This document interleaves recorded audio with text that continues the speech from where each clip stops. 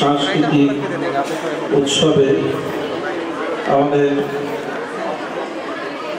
আসানসোলের বিশিষ্ট নাগরিক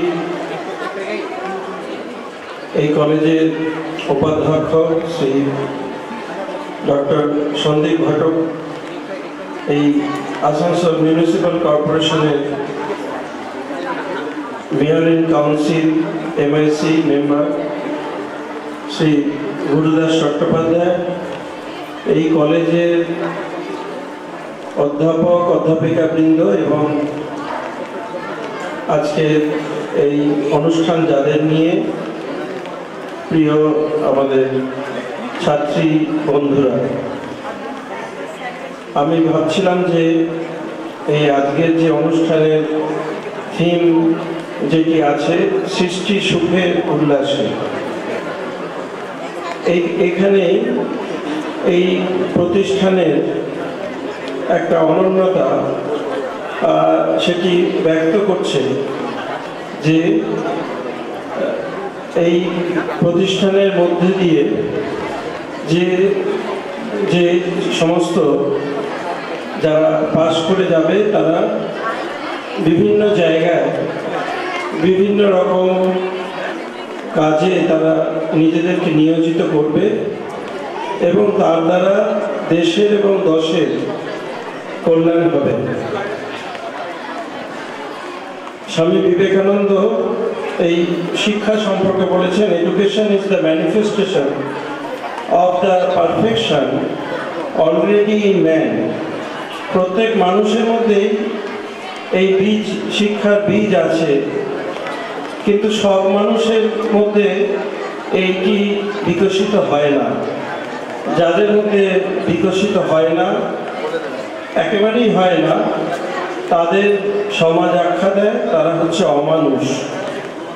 আর যারা এটিকে বিকশিত করতে পারে তাদের সমাজ নাগরিকত্বের মর্যাদা দেয়। এবং এই আমাদের আমি ভাবছিলাম যে একজন পৃথিবী বিখ্যাত স্কাল্পচারিস্ট লিওনার্দো দা ভিঞ্চি, তিনি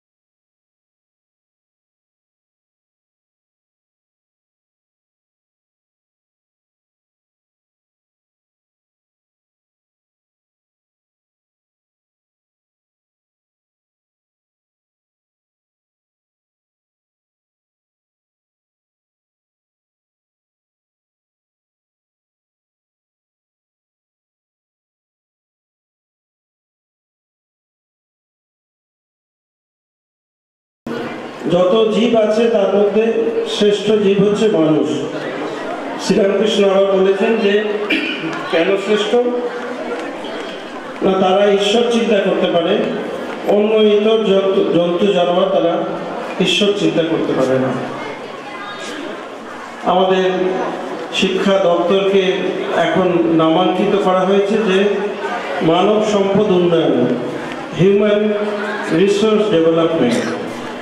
তো এই যে ডেভেলপমেন্ট করা, এই ডেভেলপমেন্টের যাকে করবে তার একটা প্রচেষ্টা থাকলেই এই ডেভেলপমেন্টটা হয়ে ওঠে।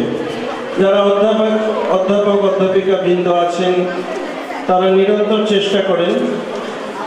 আমাদের যত দিন যাচ্ছে বিজ্ঞানের প্রগতি হচ্ছে, উন্নতি হচ্ছে, অনেকগুলো ব্যাপারই বিজ্ঞানের অনেক কাজই আমাদের জন্য খুব একটা আশীর্বাদ স্বরূপ আছে। আমাদের আগে যে পড়াশোনা ছিল সেটি একমুখী পড়াশোনা হতো, বলা এখনকার কথায় বললে যে অফলাইন, শিক্ষক পড়াবেন এবং ছাত্র বা ছাত্রী তারা পাঠ নেবেন। ছাত্র বা ছাত্রী যদি অমনোযোগী হয়, যে শিক্ষক যতই ভালো পড়ায় কিন্তু অমনোযোগী হলে তাতে কোনো কাজ হবে না। কিন্তু এখন অনলাইনে যে পড়াশোনা, সেই পড়াশোনাতে করে অবহেলা করে, সে মানুষের যতই আর্থিক তার নিরাপত্তা থাকুক কিন্তু তার জীবন দীর্ঘজীবী, এতে তার জীবন সেটি তার জীবনটি সেটি টেকে না। তো সেই জন্যে এখানে আমার খুব, যে কবারই এসেছি প্রত্যেকবারই আমার মধ্যে এই একটা এখানকার যে ব্যবস্থাপনা, এটি দেখে আমার মনটি খুবই সমৃদ্ধ হয়, আমি সমৃদ্ধ হই, আরও নতুন করে যেন একটা চেনার জানার সুযোগ পাই। এবং তার জন্য আমি আমাদের এই কলেজের যিনি বিশেষ করে উপাধ্যক্ষ তার প্রতি আমার কৃতজ্ঞতা জানাই, এবং যারা এর সঙ্গে যুক্ত আছেন সকলের মধ্যেই যে একটা আন্তরিকতা সেটি আমাকে মুগ্ধ করে, সমস্ত অধ্যাপক অধ্যাপিকাবৃন্দ। আর আপনাদের এই রকমের পড়াশোনার পাশাপাশি তাদের যে সাংস্কৃতিক যে প্রতিভা, যে কথা একটু আগেই শুনছিলাম যে কলেজেরই একজন স্টুডেন্ট, সে সারেগামাতে অনেক নামটাম করেছে। তো প্রত্যেকেই যে একাডেমিক দিক দিয়ে সমাজের মধ্যে নিজেকে প্রতিষ্ঠিত করতে পারবে, নাও হতে পারে। একজনের হয়তো একাডেমিক দিকটি খানিকটা একটু কম আছে, কিন্তু তার অন্য যে প্রতিভা আছে সেই প্রতিভা দিয়ে সে সমাজে প্রতিষ্ঠিত হতে পারে। এবং তারও যে উদ্দীপনা, তার যে ইন্সপিরেশন, তার পিছনে এই কলেজ আছে। এবং সেই কলেজের যে তার কাছে, কলেজের কাছেও সে যে ঋণী, যে কলেজ তাকে তার এই প্রতিভাটিকে বিকশিত করবার একটা সুযোগ করে দিয়েছে, একটা প্ল্যাটফর্ম করে দিয়েছে। তো এই কথা বলে সকলের প্রতি আমার শ্রদ্ধা শুভেচ্ছা জানিয়ে আমার কথা শেষ করছি। নমস্কার। আমি মঞ্চে ডেকে নিচ্ছি অনিল সাউ মহারাজ মহাশয়কে, মঞ্চে ডেকে নিচ্ছি দীপঙ্কর চৌধুরী মহাশয়কে। इतनी मृदुल कोमल कंठ से संगीत पर কলেজের অধ্যক্ষ আমাদের প্রফেসর সন্দীপ ঘটক এখানে উপস্থিত আছেন। প্রফেসর বীরু রজক থেকে শুরু করে অন্যান্য যারা প্রফেসররা রয়েছেন, শিক্ষক শিক্ষিকা এবং অন্যান্য নন টিচিং যারা স্টাফ রয়েছেন, এবং অবশ্যই কলেজে যারা ছাত্রীরা রয়েছেন। দেখুন, আমরা সারা বছর যখন আমরা কলেজে পড়তাম, সারা বছর অপেক্ষা করতাম কবে অ্যানুয়াল ফাংশন হবে। এবং অ্যানুয়াল ফাংশনের সময় নানান বিষয়ে পুরস্কার তো দেওয়া হতোই, তার সাথে সাথে সাংস্কৃতিক অনুষ্ঠানও হতো। এখানে আমরা যতটুকু জানি আসানসোল গার্লস কলেজ অনেকটাই সমৃদ্ধ, এবং আমি আস্তে আস্তে দেখছিলাম যে এই কলেজের ছাত্রীরা তারা অনেকেই পারফর্ম করবেন, অনেকেই তাদের নানান সঙ্গীতানুষ্ঠান এবং অন্যান্য অনুষ্ঠানের মাধ্যমে আজকে এই দিনটা পালন করবেন।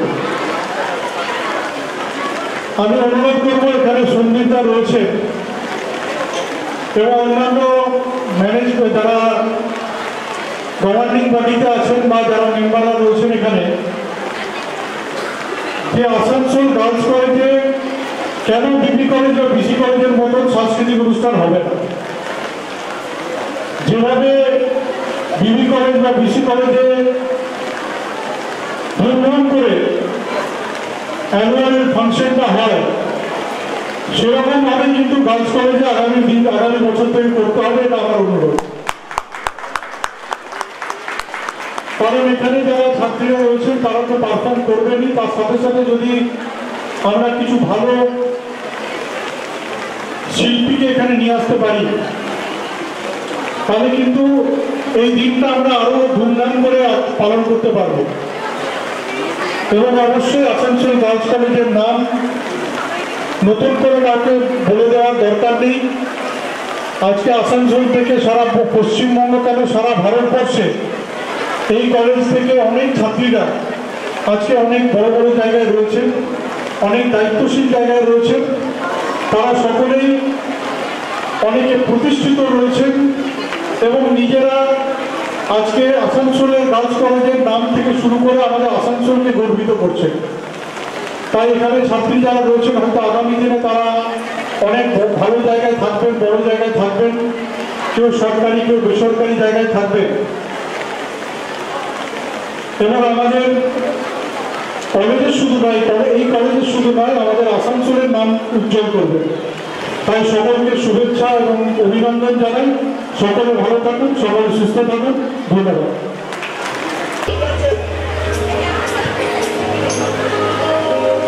রবীন্দ্রসঙ্গীতকে শোনাচ্ছি।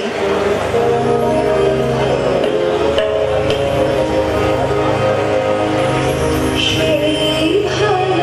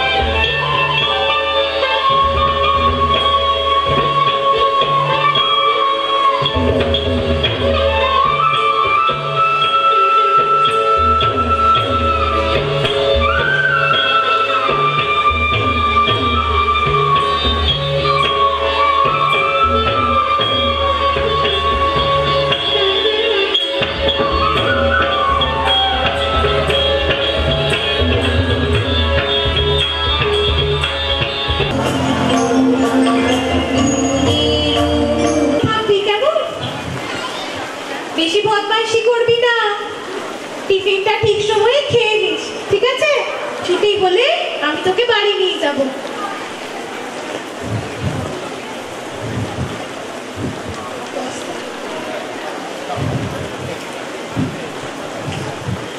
ভালো করে পড়াশোনা করবে, ঠিক আছে?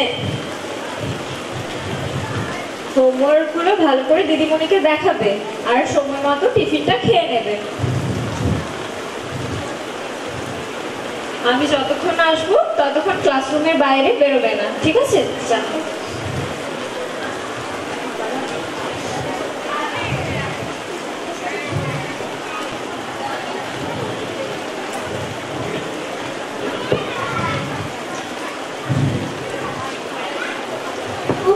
বাবা, রোজ রোজ এতটা পথ হেঁটে ছেলেকে স্কুলে নিয়ে আসা আর পারা যায় না।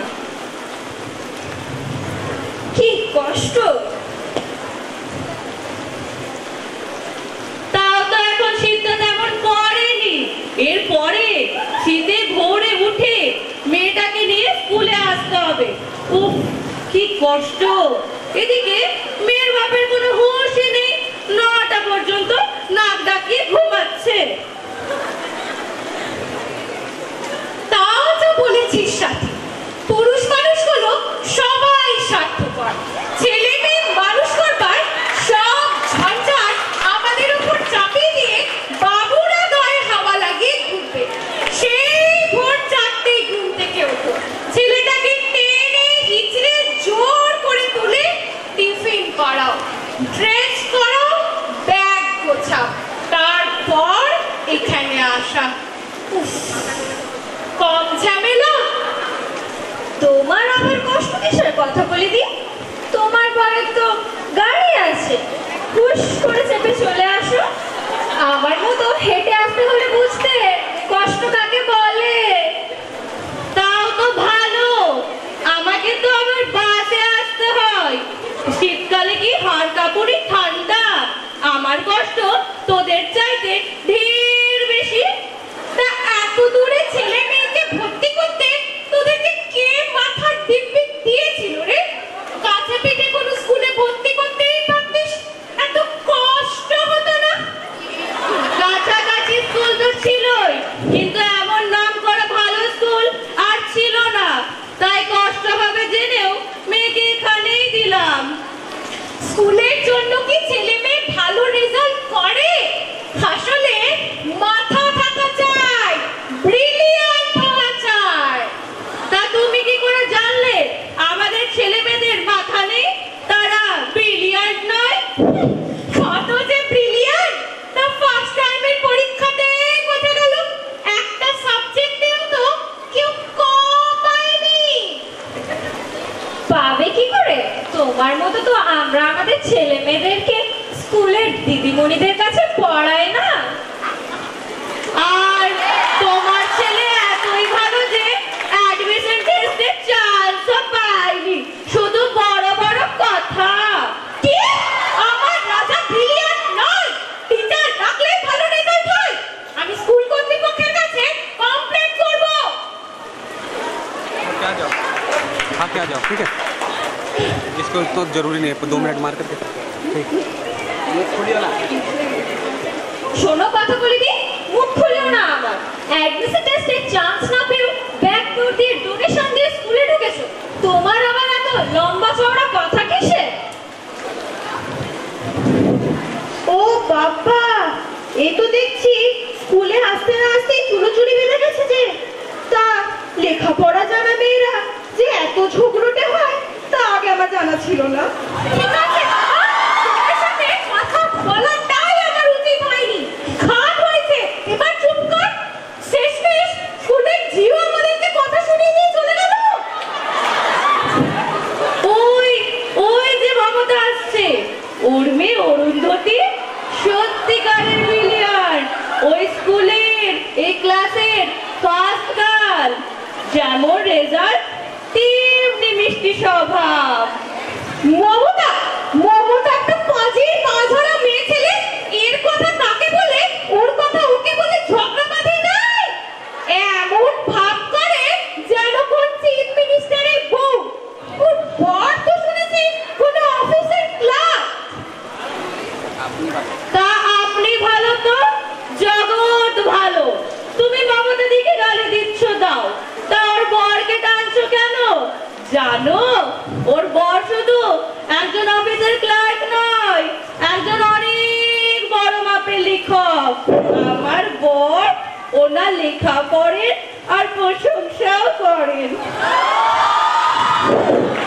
লেখক না ছাই, কেউ নাম জানে ওর বরে?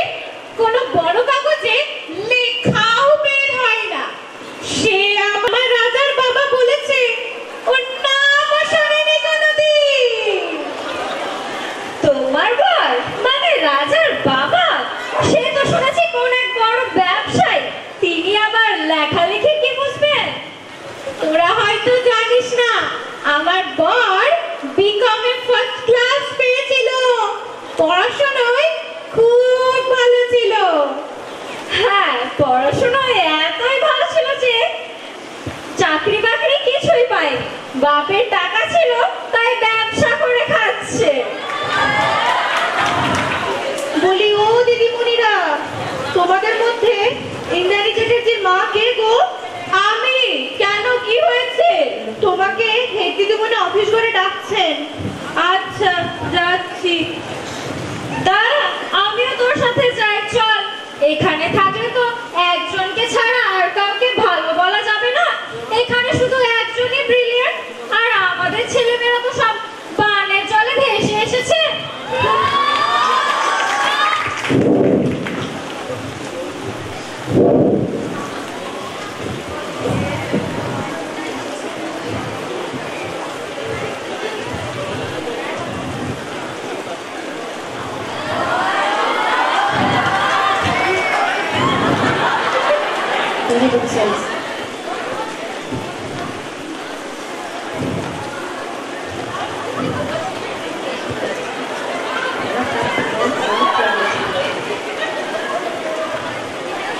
জানেন কি গো কথাগুলি দি, একা একা বসে আছো যে? তোমার সঙ্গী সাথীরা গেল কোথায়? আর তুমি এখনো উলের কাঁটা বের করোনি? শীত তো কেটেই গেল, এখনো তোমার সোয়েটার শেষ হলো না। পর পরবে কবে? আসছে বছর। হ্যাঁ, এই পিঠ মেরে কথা বলাটা আমি একেবারে পছন্দ করি না।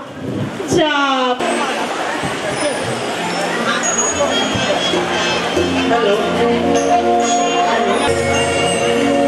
রবীন্দ্রসঙ্গীত শিল্পী ও শিক্ষিকা কণিকা বন্দ্যোপাধ্যায়ের জন্ম 1924 সালে শরৎকালে। তারিখটা ছিল 12ই অক্টোবর। 2000 সালের 5ই মে হয়েছিল জীবনাবসান। এই 2023-এ শতবর্ষে প্রবেশ। দেশে ও বিদেশে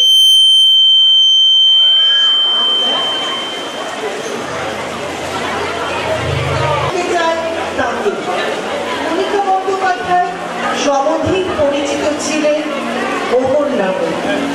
শুরু করছি শিল্পীর প্রতি আমাদের শ্রদ্ধাঞ্জলি নিবেদন, শতবর্ষে মোহর।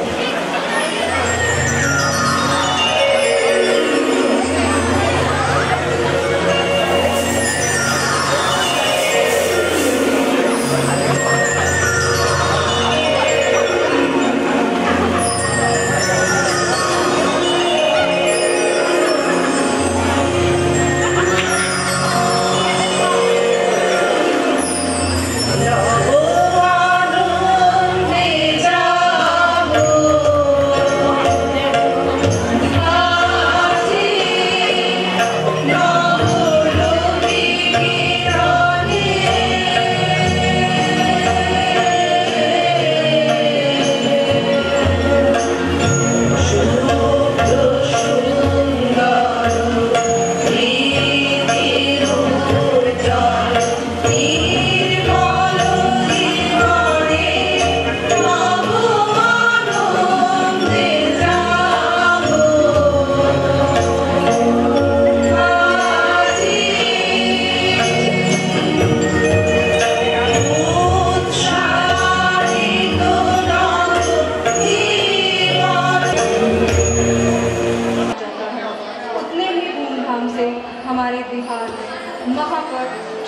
पूजा मनाया जाता है।